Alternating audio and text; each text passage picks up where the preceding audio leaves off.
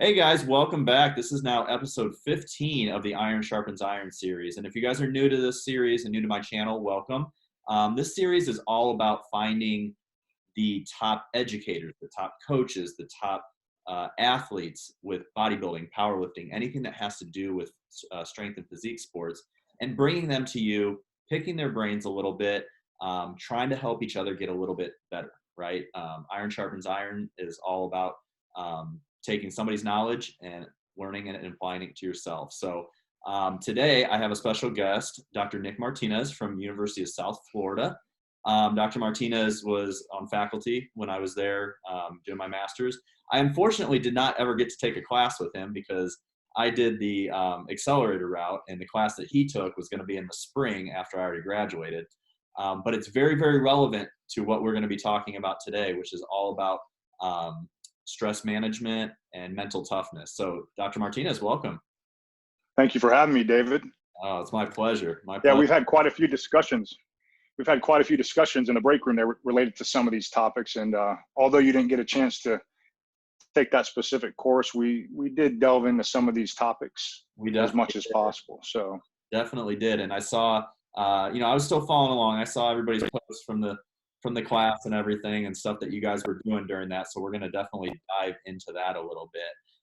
But why don't you tell everyone a little bit about your history, things that I might not even know. Yeah, so again, a faculty member at the University of South Florida. I teach both graduate and undergraduate courses, do a little bit of research as much as my time allows. But some of my responsibilities there include graduate coordinating, so admitting and reviewing applications for new graduate students.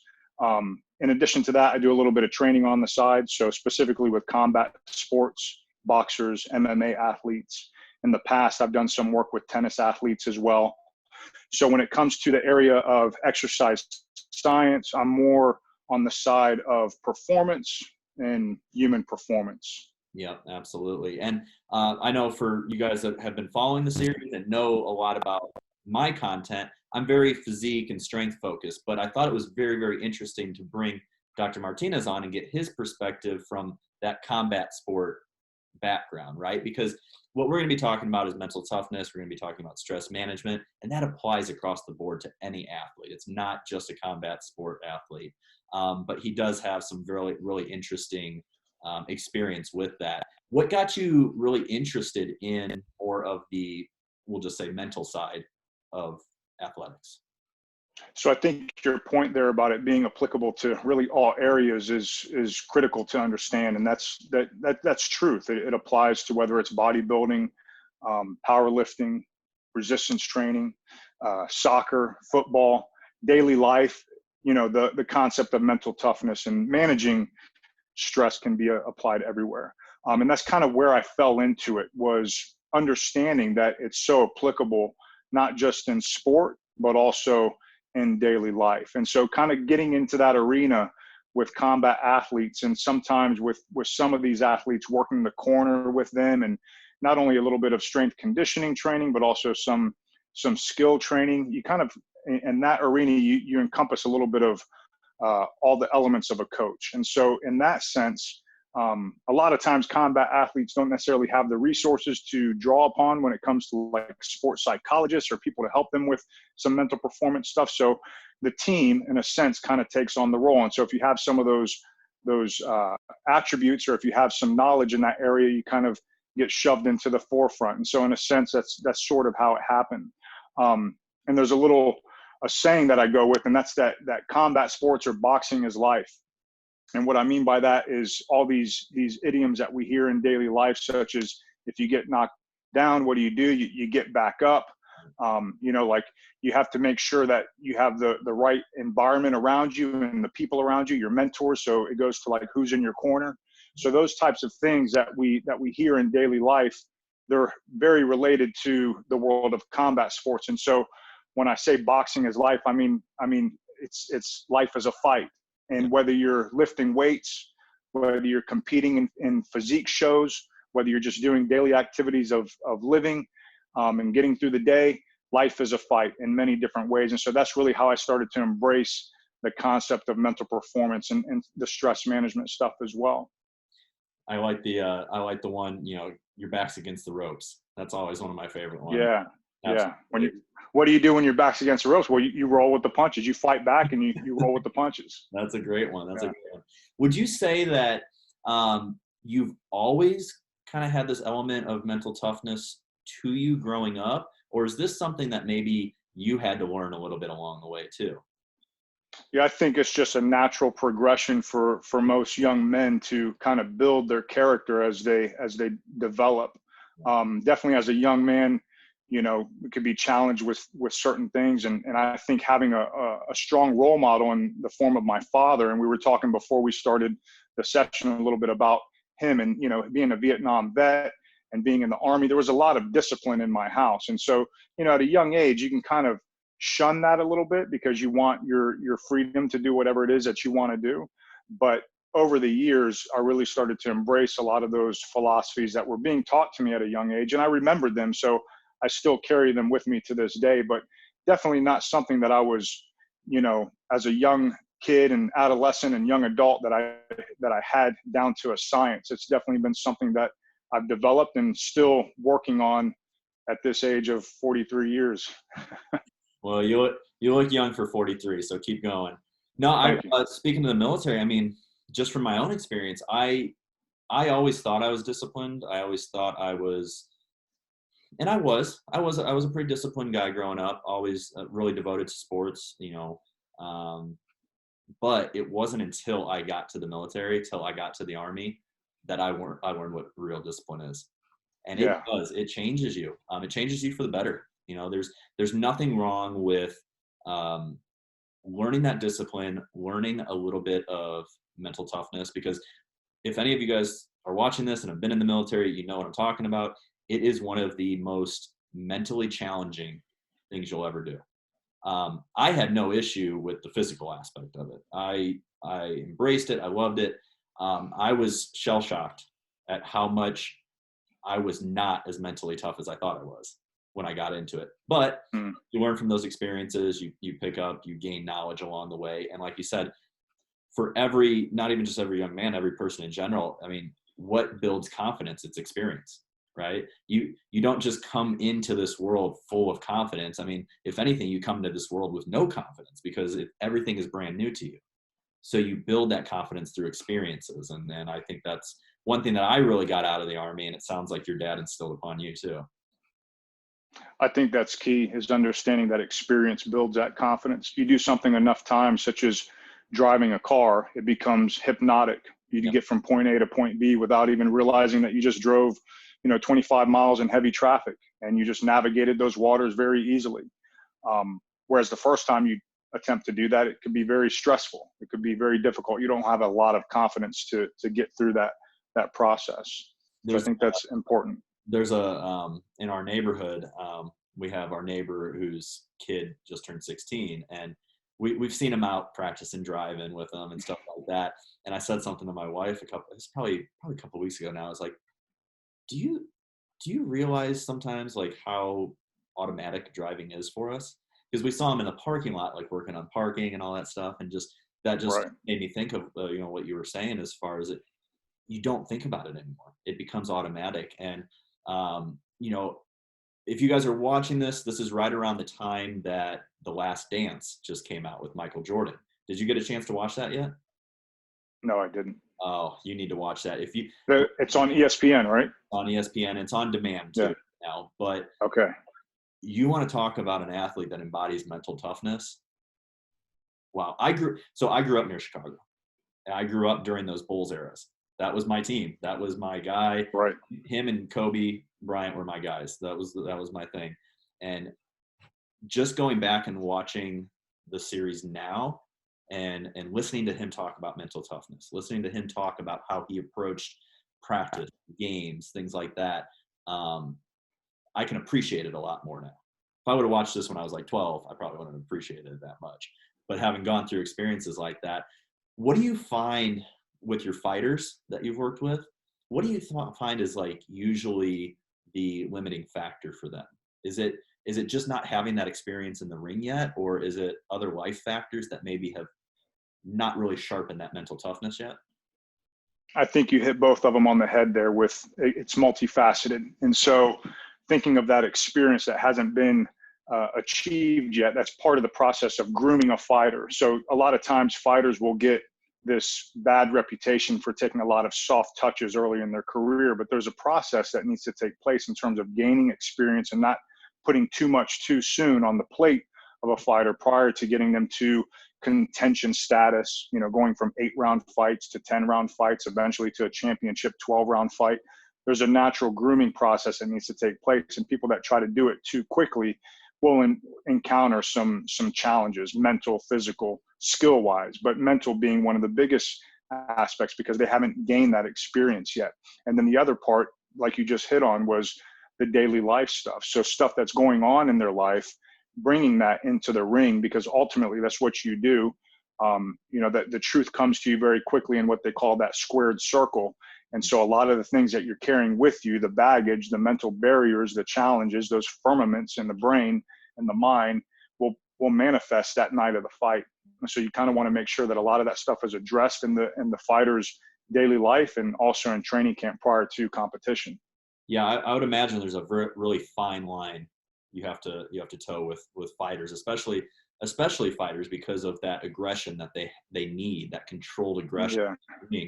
What are some exercises or some things that you work with the fighters with in order to develop that mental toughness? Because I understand what you're saying as far as like conditioning the body and the mind for longer rounds and more rounds and stuff, but like, are there specific exercises that you go through with them?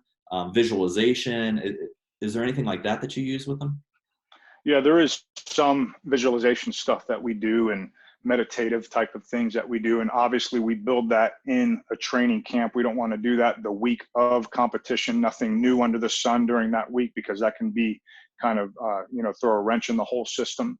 So some of that stuff is done early on, and we do it throughout the camp. So a lot of breath work, visualization. So when we talk about visualization, what can that look like for a fighter? Well, if it really depends on the game plan. And if their game plan is to be very aggressive, like you said, controlled aggression, then maybe we kind of envision that individual in a war type setting, and they're the fire in the ring, and they're engulfing everything in the ring as they go through the process of moving the opponent into each corner. So it could be as basic as that or as intricate as you want a visualization process to be.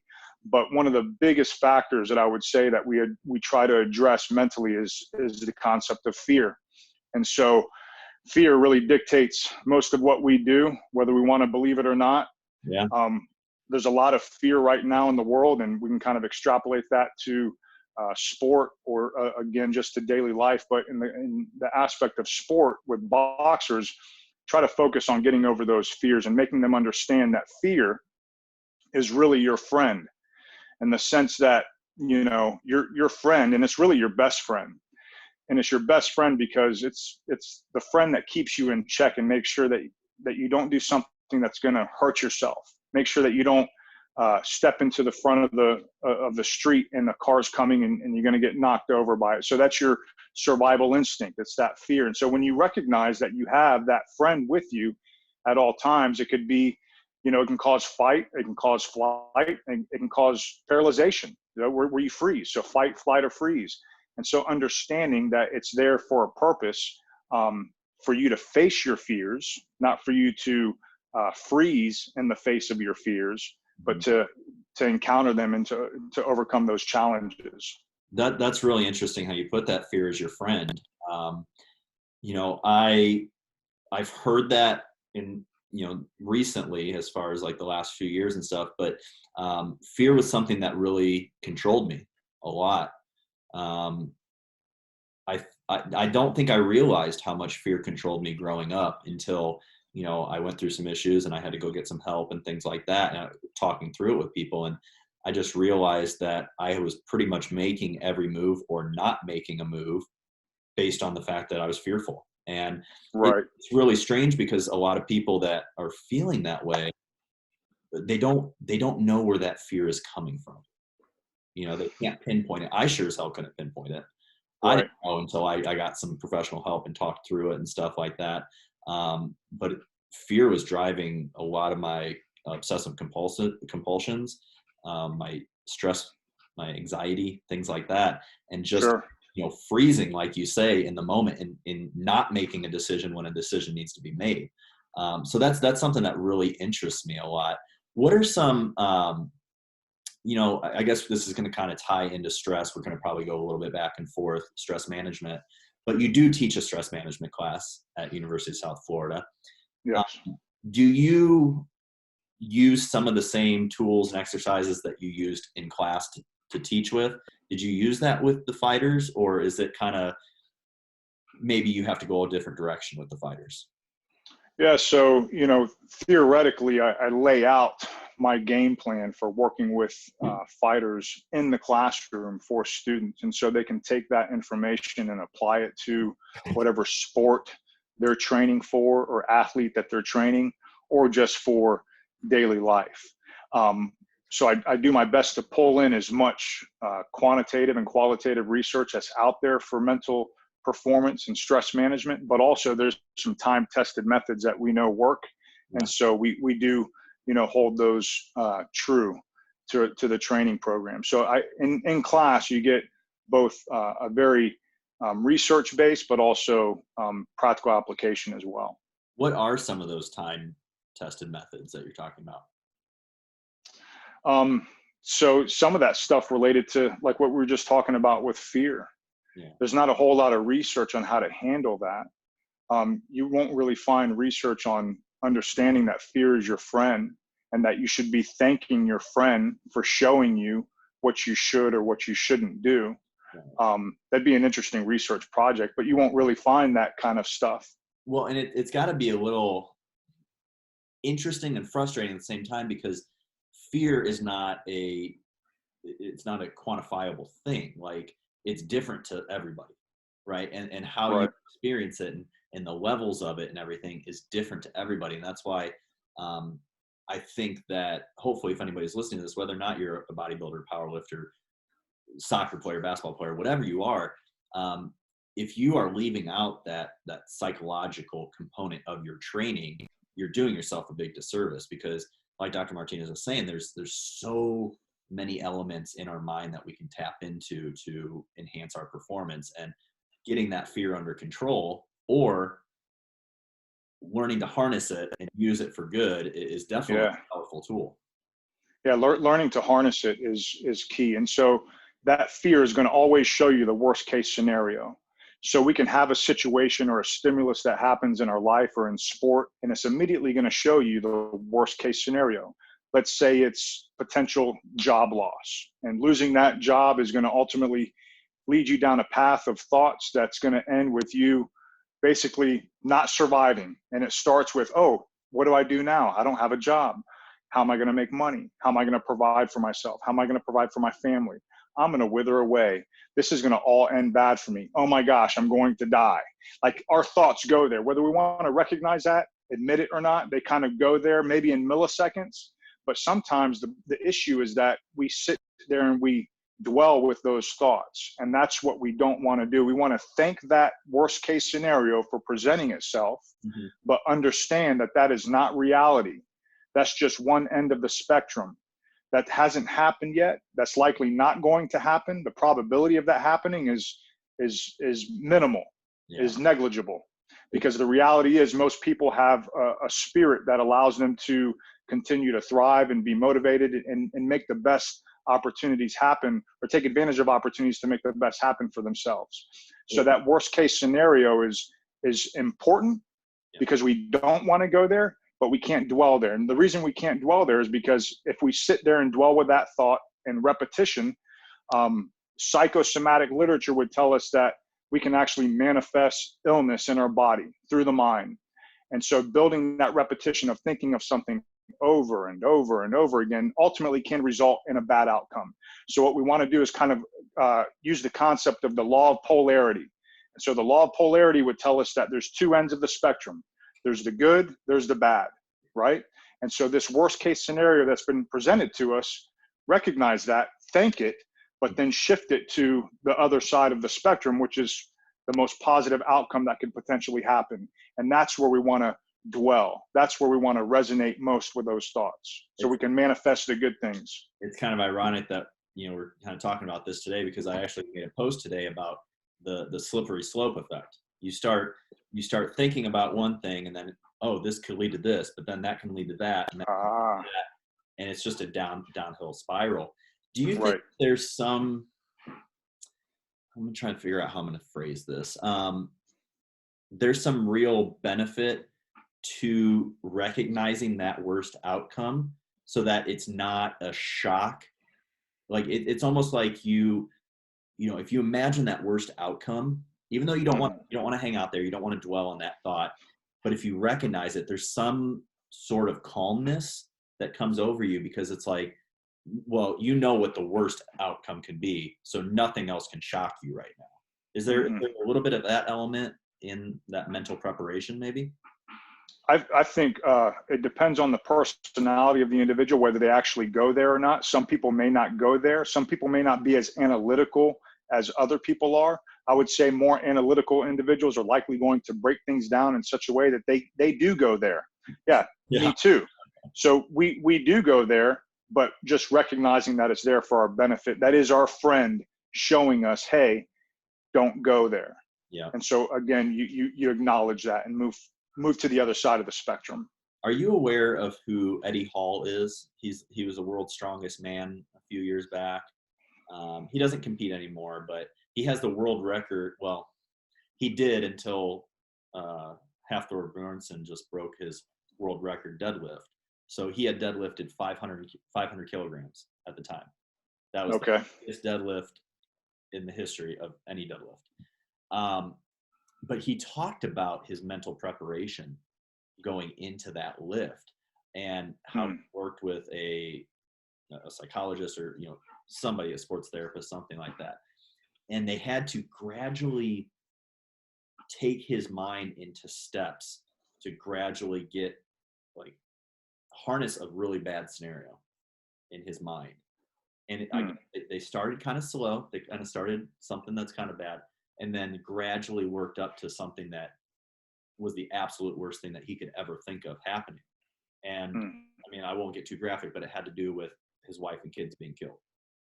And he witnessed that when he stepped up to the bar to lift that deadlift off. Like, he's like, I was not present in the room.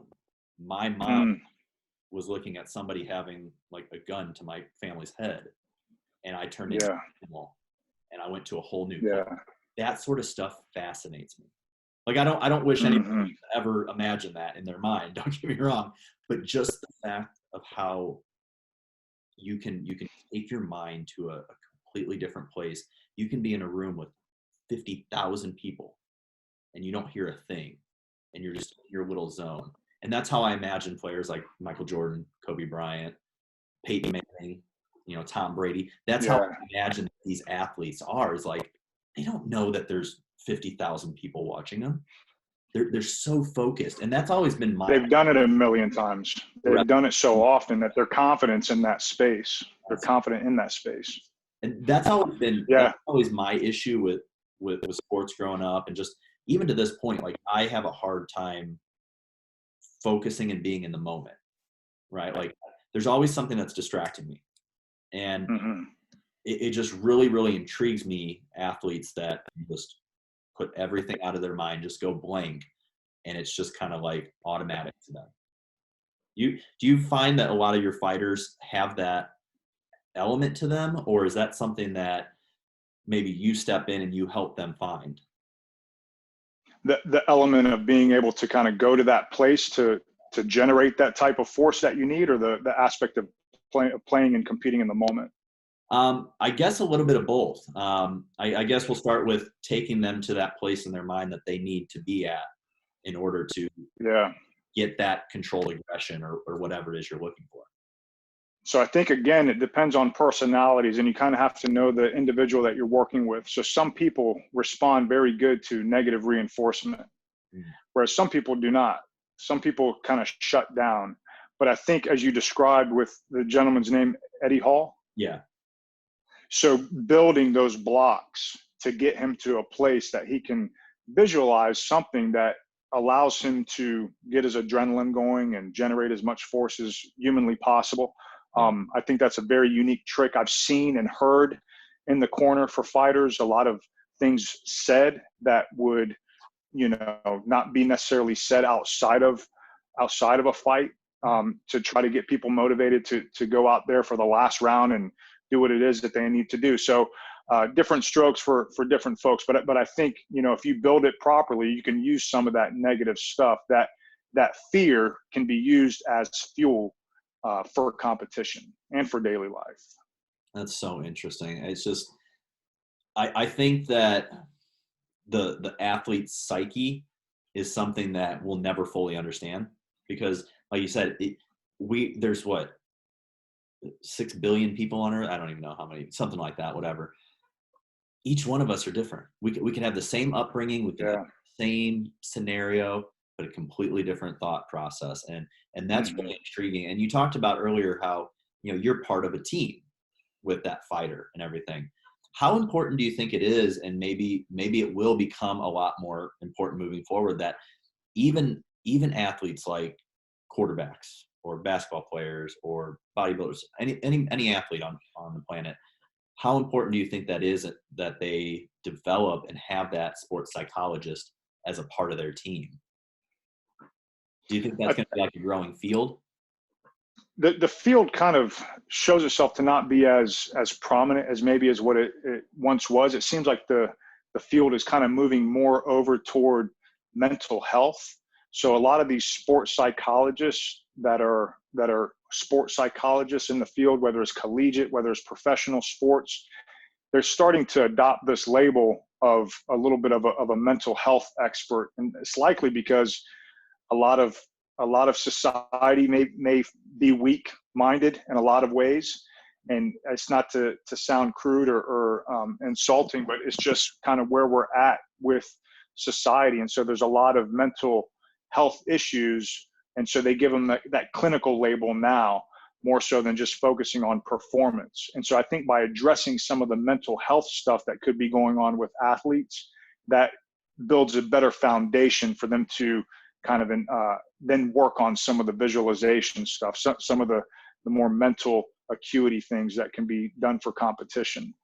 Yeah, I mean, I myself in the past, I suffered from some pretty bad mental health issues, and it wasn't until I talked to somebody and got that under control that I was able to actually learn how to use that as a strength. We used some of the issues that I was going through as my strength. Like, I dealt with some very severe OCD for a long time.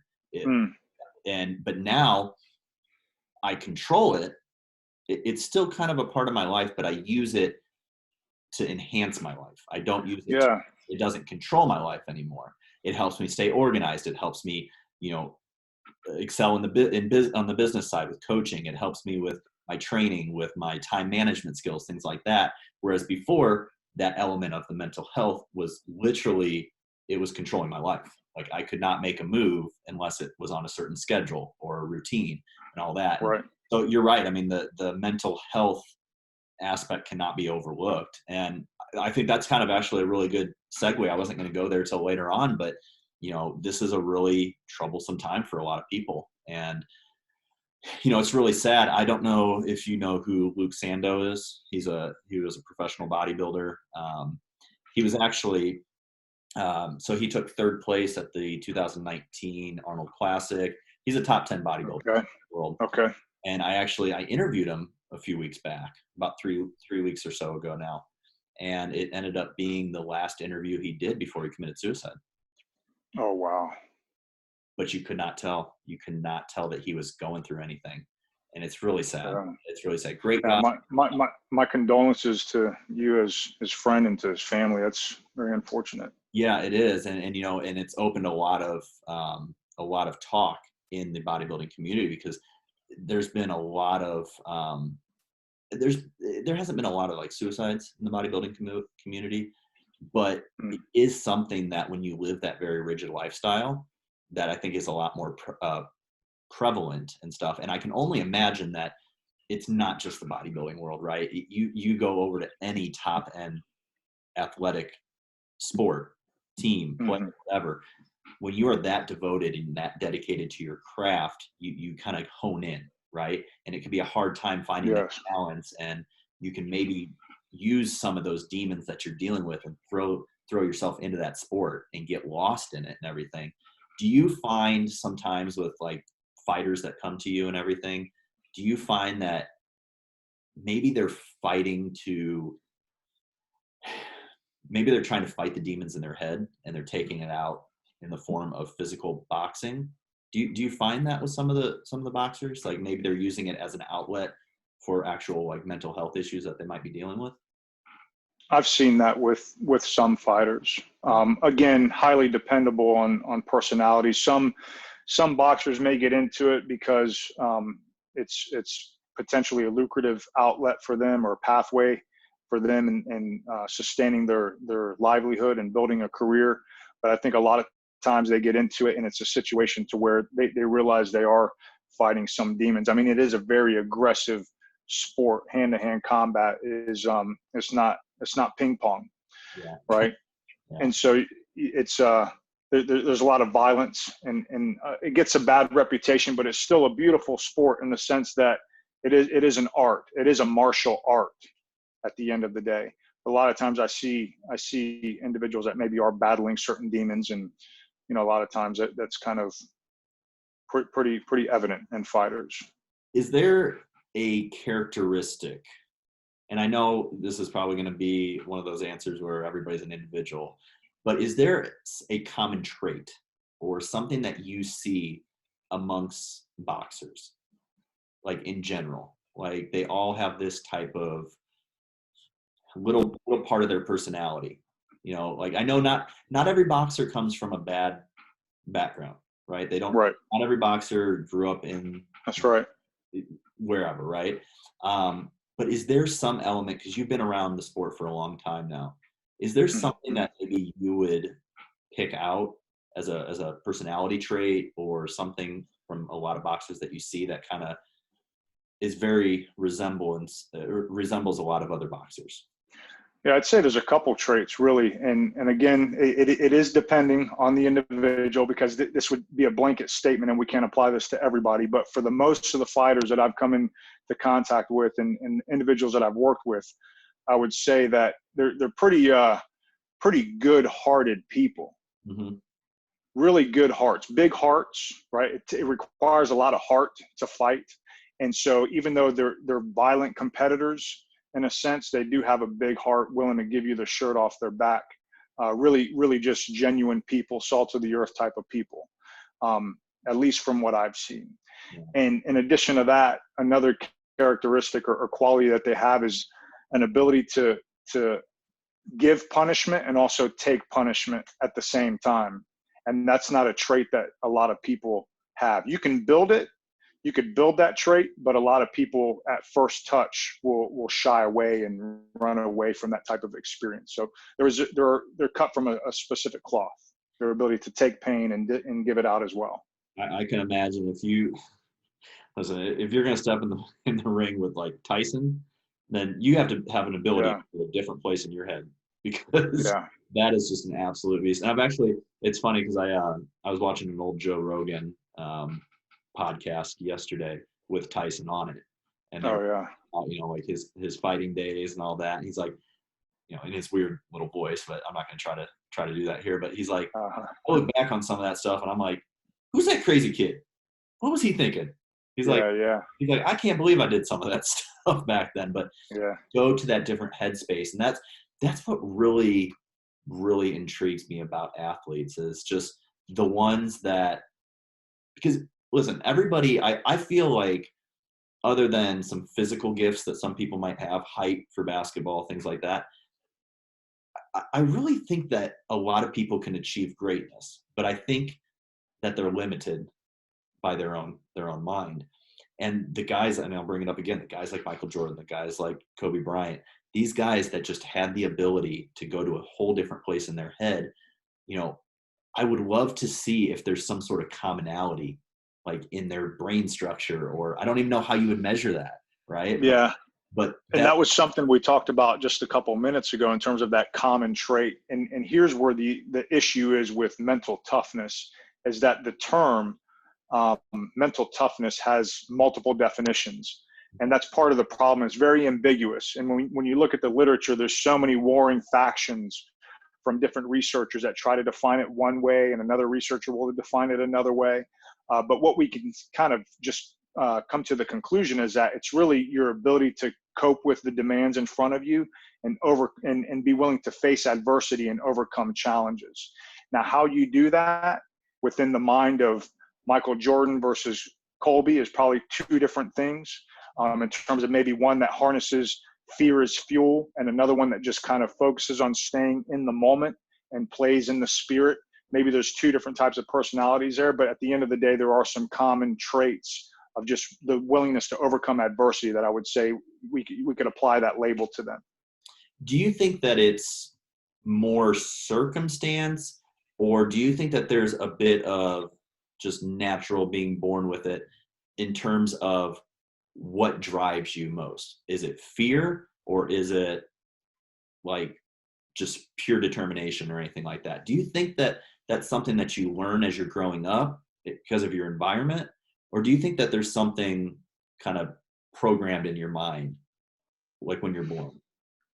I think we have genetic gifts that maybe are more present in some than others, but I also feel strongly when it comes to the mind that you have the ability to develop and build characteristic traits. Like you and I have gotten to a place that we're significantly different men than we were a few years back.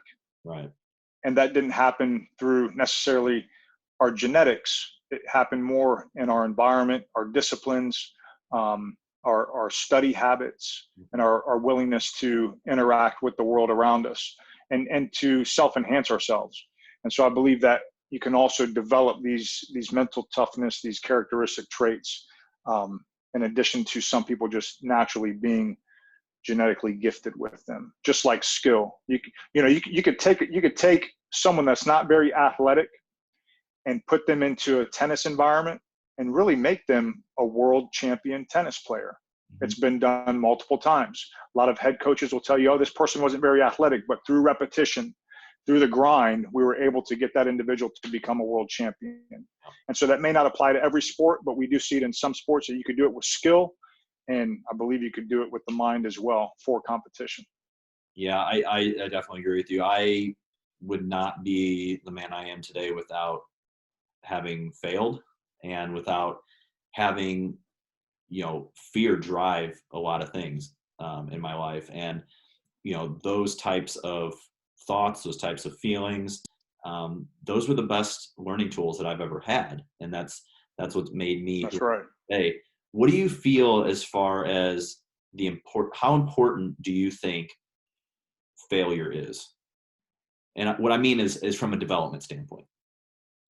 Yeah, you have to be willing to acknowledge when you fail, yep. Right? And willing to continue forward after failure, despite embarrassment, despite any type of guilt that may kind of come with the process. So, failure is where you grow, just like resistance training, right? Sometimes you have to have a failure set in order to get that stimulus that's needed in order to have hypertrophy or to have strength adaptations. And so the same could be said for the mind. You have to have resistance training for the mind. You have to have some type of stimulus or resistance that allows you to overcome that challenge. If everything is easy peasy downhill and nice and easy, then you're never going to grow from that, right? You're never going to grow from that. So we have to have those hardships and recognize that there's a fantastic book that I often quote, and it's The Road Less Traveled. And the first passage in the book says that life is hard. And once we accept that universal truth, that life is hard, it becomes effortless. And it's not to say that it becomes, a downhill ride, but that you become more efficient in your ability to overcome challenges, to face adversity. Instead of cowering away from it and trying to avoid problems, we look forward to solving those problems. And not that we look forward to problems, because we don't want to have a mindset that looks forward to problems, because then we'll always encounter problems, but a mindset that says, I look forward to overcoming anything that comes my way today. And that's the mindset to have to achieve growth, to overcome resistance. Yeah, I really think that the difference, I guess, or a main contributing factor between people who just do okay and people that excel to the top really has not a whole lot to do with those physical attributes. It has to do with, are you afraid of failure or do you embrace failure? And that mindset shift, that'll take you in two completely different directions. Yes. And whichever direction it takes you is going to be a catalyst for the rest of your life. And when I was younger, I was that person that I was afraid of failing. Like it controlled my life. Yeah. And it took me failing a lot during my college years, the Army years, a few years after, things like that, to realize that, okay, I've probably been through some of the worst things I've ever been through in my life, and I'm still here. But that experience that we talked about earlier, that ability to live life and let life come to you and then react after that is so, so important.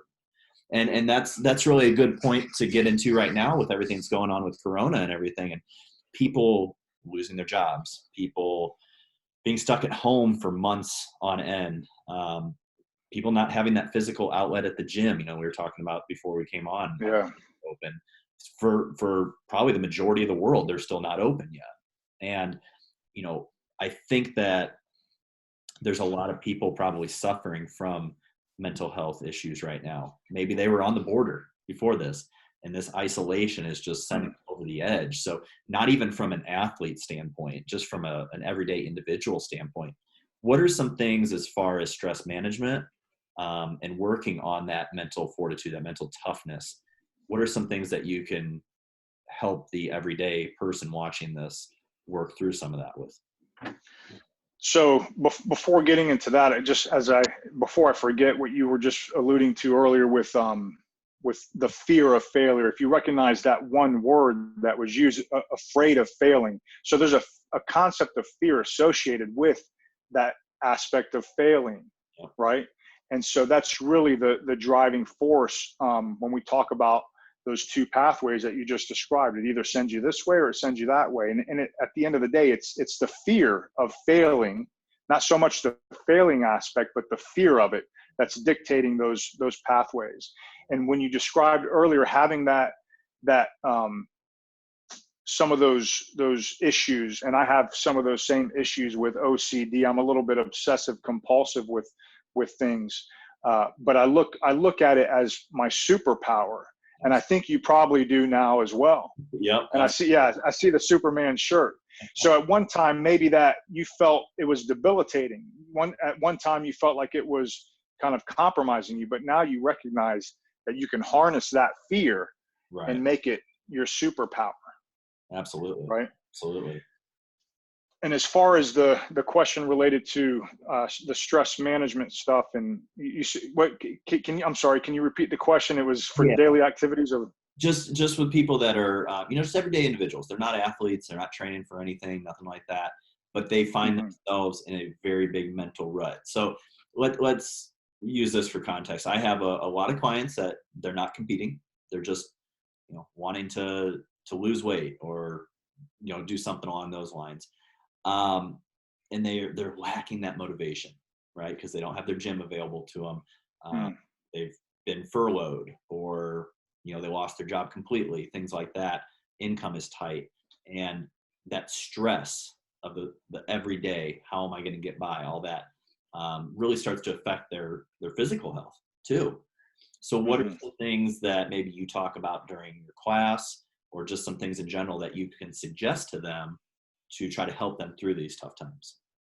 Yeah, so I think it's important to kind of recognize the stress model, which there's basically 5 steps to the stress model. You have this situation or this stimulus that occurs, which is really neutral in a sense. It doesn't really carry with it anything. It's just a situation. And then the second step of that is how you perceive that situation. So you could perceive that situation good, you could perceive that situation as a bad thing, right? So you have your situation, you have the perception of it, then you have an emotional response to it, right?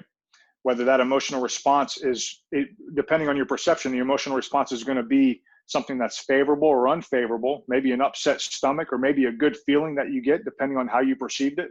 And that's not really under our control, right? Am I right? Or am I like, you can't really control what emotional response you have? Well, at the perception level, you can. And so let's say I almost get hit by a car, and my perception of it is very negative, and it throws me into fight or flight, and I can't seem to get out of it, and I'm just kind of stuck in that rut. Eventually, I'm going to develop some type of emotional response, right? Yep. Some type of emotional response from it, and I'm going to be thinking about that, and then that's going to lead to a physical response, which is the fourth stage. And so that fourth stage, to where I get that kind of upset stomach, or the opposite could also be true, to where you're like, oh, I just dodged a car today, and you're telling everybody about it and how much of a superhero quality you had, rather than worrying about how close you were to death, and thinking about that for the rest of the day. And then the final step is going to be your conclusion, basically the consequence or the outcome of the event. So the situation, right, your perception of that situation, your emotional response to it, your physical response to it. This is where psychosomatic illness or wellness takes place based off of this emotional response, and then the consequence to it, right? Now, where we want to address those, or where we want to address it first and foremost, is at the perception stage. Because if we could block it here and think of it as, again, that fear that showed up, if we think of it as a positive thing, thank you for showing me that, acknowledging that that's your fight or flight system is just saved your tail that day. You're not going to allow yourself to go into an emotional tither about it, and you're going to block it right there. Makes sense. Now, how do we block it? We could use roadblocks to block it. And so again, between perception and emotion is most critical, because you can't control the stimulus. Things happen to you, but you can control how you perceive it, right? And so there's three really good roadblocks that I like to use. The first is just breathing, breath work, right? So there's a concept that I use, that every time you take a breath in, you're taking in stimulus from the world. So I'm taking stuff in, right, into the body. When you exhale, you're letting stuff out into the world, right? And when you hold your breath, you're stopping everything. And so a quick breath hold of 5 to 8 seconds will just put a pause on everything. There's no stimulus coming in. You're not projecting anything out into the world. You're just putting everything on pause for 5 to 8 seconds. And when you do that in a repetition, we could call it a set. And we do that, 3 sets of 5 to 8 seconds. By the time you're done with that, you're likely going to notice a clarity of the mind that you didn't have prior to initiating that breath hold or that breath pause. So I believe breath holds and just pausing everything, stop the stimulus, the influx of it and the outflow of it, can be critical in changing the perception on something. Now let me stop you right there, because that just made me think of something that I've never thought of before. When I get really anxious, I hold my breath. Like I'll go a long time without breathing, without realizing, then I'll be like that, Yeah. That makes me go back to how fear used to paralyze me, and I would just freeze. I don't know if there's any correlation to that, or I'm sure there probably is and everything, but that's when you said that initially made me think, oh my God, that's what I used to do. Like when I was fearful, I would just freeze. And that's what I do when I'm anxious or fearful about something else. I don't necessarily freeze like per se like I used to, but I hold my breath. And that's kind of freezing motion. It is. And I think that's a natural response to some of the thoughts or stimulus that could be coming in at any given time. We do that sometimes. We hold our breath, but that's kind of involuntary, right? What I'm referring to would be more voluntary. And so you could have a natural rhythmic breathing process that's taking place, 5 seconds in, 5 seconds out. Then you go into a breath hold of 5 to 8 seconds, and you're attempting to clear the mind of whatever is happening. So what happens with us whenever we kind of get into that freeze mode, I could be sitting here in front of the computer and answering emails and grading and really working myself into this shallow breathing process to where I realize, like, I'm not even breathing at this point. I'm just taking very small breaths.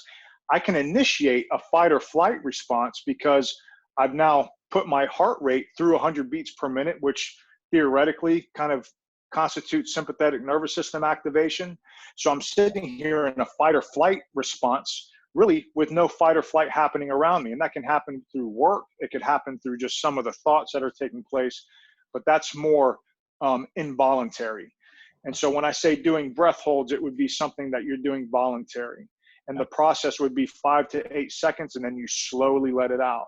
And then you take that breath back in, hold it 5 to 8 seconds, slowly let it out. And you do that for 3 to 5 sets. And it typically works really well at pausing all the stimulus and clearing the mind. Okay. Yeah, that's really interesting. I remember, like, when I was going through some therapy and stuff like that, they had us doing a lot of breath work, things like that, to just try to, like, center us, keep us in the moment and everything, which I feel is really hard for a lot of people because of just, we talked about the mental health issues earlier and stuff, but just society in general. Like, we are a very hectic society, and it's hard to be in the moment when we have so many pulling us in different directions. And, like, I'm the first to admit, I've got 100 different things pulling me in directions, and it's very hard for me to stay in the moment. And I know a lot of people listening to this are probably shaking their heads right now, like me too, right? Yeah. I'm curious about something, and I don't know if there's any research on this or if you've read anything. Why is it that when some people get really nervous or really stressed, why is it that some people lose their appetite and some people eat everything in sight? Have you read anything about that? Because I'm not too familiar with that. That's an interesting question. I think I'm one of those people that if I'm super stressed, I don't eat as much. Yeah, I'm the same way. I just know I have a handful. I have clients that a handful of each. They're like, I'm super stressed. Yeah. They eat everything in sight, and that's one thing that as a coach, like, I can kind of help talk them through their stress a little bit, but I can't control what their physical outlet is going to be, right? Yeah. And I'm just really curious because I've never come across, and just to be honest, I haven't really checked, and I probably should start checking. But I'd be really interested to see if there's some research done on what, because obviously your leptin and your ghrelin is going to get affected. That's what controls your hunger. But why? Why do some people? Yeah. I wonder if that's more of a learned behavior thing, more so than a physical behavior, like a physical attribute.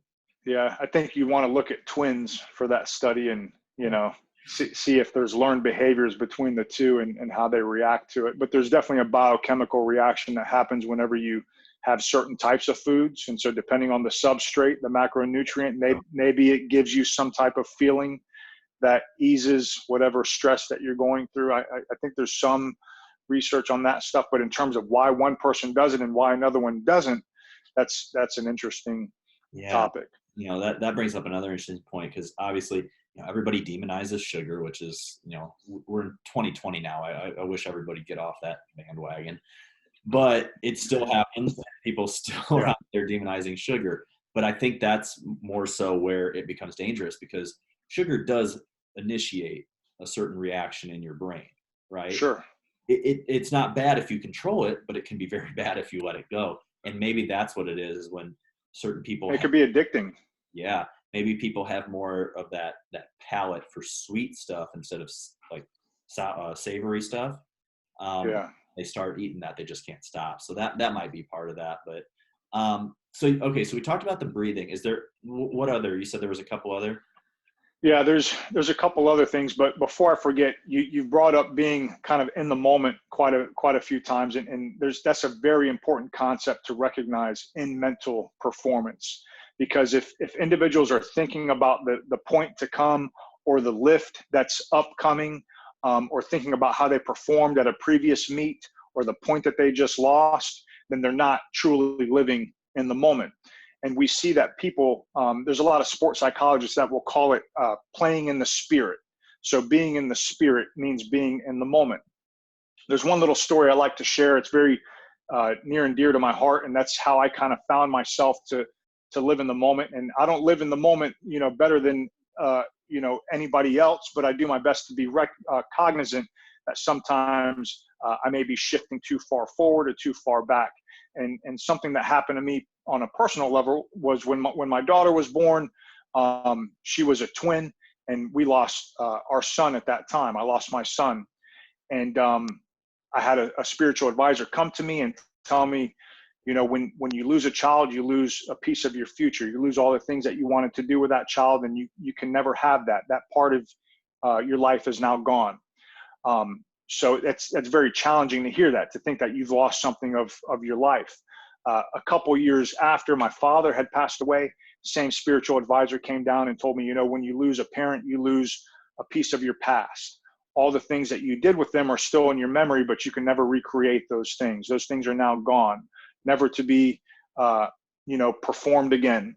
And so, I was walking around for a little bit of time, realizing that I've lost a piece of my future and a piece of my past. And the spiritual advisor had just kind of left my side without giving me any other clues as to what I should be kind of rationalizing out of those experiences. But after a couple of weeks of that individual leaving my side, I was thinking, I lost my future, I lost my past, I lost my future, I lost my past. What else do I have? And then it came to me that finally I realized it was to live in the moment. If I'm sitting there worried about what I lost and in the future and what I've lost in the past, then I'm not living in the moment. And so I think from that moment forward, I've been doing my best to live in the present, more so than what I was doing prior to that. Those events. That's powerful. And so I like to share that story, because sometimes it could help conceptualize how to live in the moment. That's powerful, man, and thank you for sharing that. I didn't know that about you, and not that I should have. That's not something that you talk about very often, but I can tell you now, knowing the man that you are, how you are. And how that event changed your life, right? Also, along with your dad dying, really helped develop you into the man you are now. And I guess that's some good that comes out of that sort of thing, right? Like, never want to think anything good coming out of that, obviously, but that's also part of that mental toughness that we're talking about. Is that is, David, finding the good in everything, right? Yeah. It's up to you to kind of find the blessing in everything. Some people will only find the curse. Some people will only find the negative, but there is a blessing in everything that happens. And as much as, like you said, it's hard to really think about that. It is tough to think that, losing a child or losing a parent is a blessing. That in of itself isn't, but the lessons that are learned from it, that's where the blessings are. And I guess we could look at just the situation right now again, going back to that like, this is a loss for a lot of people in a lot of different ways. Loss of a career. Yeah. Maybe you lost loved ones to the coronavirus, right? But like Dr. Martinez says, there's an opportunity. There's something that you can take out of this. All right. It might not be something that right now. It might be something a year from now that you figure out, right? But if you don't open up your mind to allowing some good to come out of this, then you're never going to find it, right? And that's really interesting. I don't want to harp on that story you just said, because I know it's very personal, but just that. No, it's okay. That time frame afterwards, when you were going back and forth, like, I've lost my past, I've lost my present, I've lost my past, I lost my present. What was going through your? I mean, obviously, you lost your past, you lost your present. I get that. What was your mind like at that time? Because I can only imagine, as a father, that was the most devastating thing you could ever think of. But at the same time, you have a daughter, right? So so that's a very tricky rope to walk right there and everything. And some people that are hearing this might all of a sudden be like, wow, my situation isn't nearly as bad as what that was, right? So you coming out of that bad situation, what was your mindset like at that time? How did you Yeah. balance the two, I guess is what I'm trying to say. Yeah, tough to balance. And especially at that particular moment, my daughter was in the NICU because she was born premature.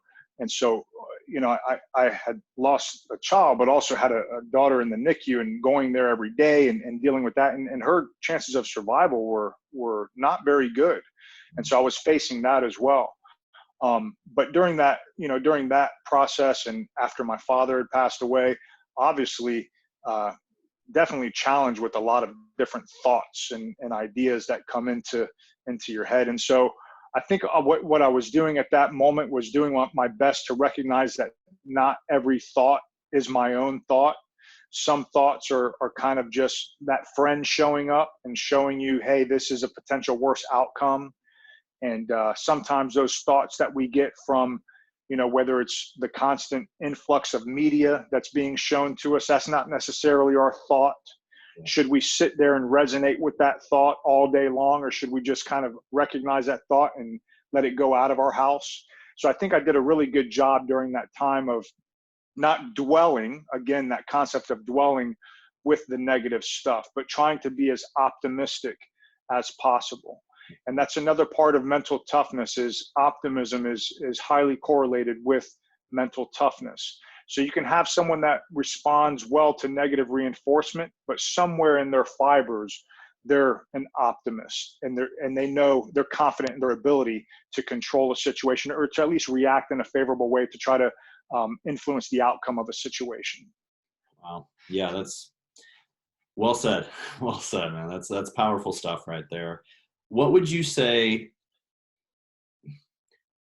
what would be your best piece of advice, I guess, for people right now, whether or not it has to do with getting through this tough time, this stressful time with COVID, or an athlete struggling to, hone in that mental toughness? What would be your best piece of advice to those people? And maybe you could do one of each. Yeah. So for mental toughness, I would say we kind of talked a little bit about some of the quantitative and qualitative definitions that are out there. And there's some real academic stuff that you can get into. That there's like the 4 C's model, which is control, commitment, challenge, coping. Those are some of the C's that are used for mental toughness. But when I break it down in an applied setting, I just keep it pretty basic to 2 factors, and that's attention and action.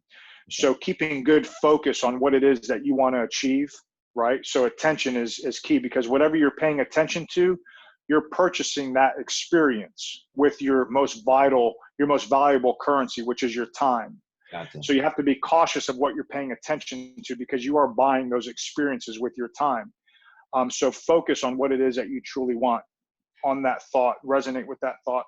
And then applying action to that focus. So not being paralyzed, not over analyzing, which leads to paralyzation, but rather making a move towards something to achieve the desired outcome. So attention and action, if you just remember those 2 A's, those are integral to maintaining a good mentally tough mindset. I love that. That's huge. You can't know where you're going unless you have that goal in mind. If you don't know what you're wanting to achieve, then you're never going to be able to achieve it. And I heard, and I'm not even going to try to attempt to say who said this, because I have no idea, but I heard it one time where someone said, having a plan is not a good idea, right? Executing that plan is the good idea. Mm. You can have all the plans in the world. You can have the perfect plan to do this and do that and that, but if you can't execute it, it doesn't do you any good. I think Vince Lombardi, actually, old Packers coach, because I'm a Bears guy, so I kind of know the whole. I love his quotes. Yeah. Like somebody asked him one time, he said something like, "I'll give you the playbook. I'll give you our playbook. You still got to execute it better than we execute it, right?" Which is not going to happen. And I love that, even though it was a Packers quote. We'll get it. So let's end it on this, all right? Because we started this by talking about, well, I guess we were off camera, but we were talking about the room that you are in right now. Oh, you got something? Yeah. Can I just wrap up with the stress part of it, in terms of like a cue that we could use would be, so we talked a little bit about the breath work, You know, some of the breath holds, the 5 seconds in, 5 seconds out, that stuff works great. There's also the cognitive restructuring that we talked a little bit about, recognizing fear as your friend, using that law of polarity, shifting it to the positive and resonating with that thought, because that's what you want to make happen in your life. But probably the most easiest and effective thing that we could do is the inverse of stress, and that's eustress. So get out and enjoy yourself. Yeah. Have a good time, right?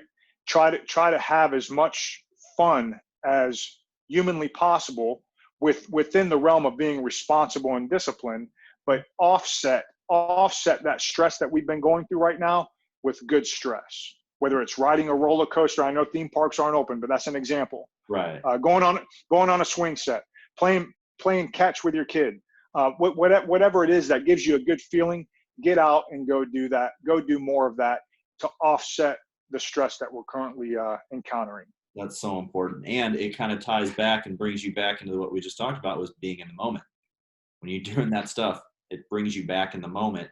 Yes, it does. When Good point. Focusing on it, if you're a dad playing catch with your son, or you're, a mom baking with your daughter, whatever it is, right? You don't have time to focus on that other stuff, right? Right. That's right. Valuable. And that is truly being in the moment, David. That's a great point. Yeah, absolutely. So, like I was saying, I guess we were talking about it off camera. I'm almost confused now what we were talking about on and off camera. But the room that you were sitting in is actually kind of a tribute to your father, who you said, we talked about a little bit ago. And you did mention that he was an Army soldier. Yes, he was. Raised you. You were, you knew discipline from a young age. What is the best piece of advice or developed your mental toughness? What did he teach you about developing your mental toughness as a kid that you still hold on to this day? That's a good question. There was a lot of little nuggets of truth and discipline that he instilled upon me. Again, as a young man, I probably didn't embrace them as well as he would have liked me to. And over time, I think I've done a better job with that. Really, I think if I had to pick one thing with him, it was really that concept of attention. So it was always be cautious. And so coming from that Vietnam War shaped my life in a way that a lot of kids that don't have parents that go through those kinds of wars that the parents have PTSD or shell shock from the experience.